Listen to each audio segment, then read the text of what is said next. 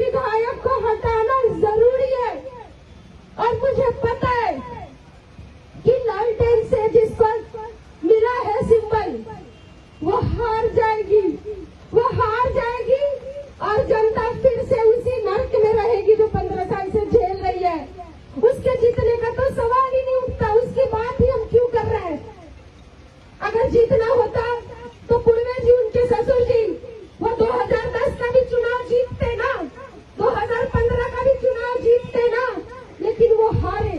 2010 का भी चुनाव परिहार विधानसभा का रामचंद्र पूर्वे जी हारे, 2015 का भी चुनाव वो हारे, क्योंकि जब सोनवर्षा विधानसभा था तो कुछ जाति समीकरण के कारण वो विधायक बने, लेकिन जब परिहार विधानसभा हुआ, कई पंचायत कट जाने के बाद उनका जीतना असंभव था और असंभव है, वो नहीं जीत सकते।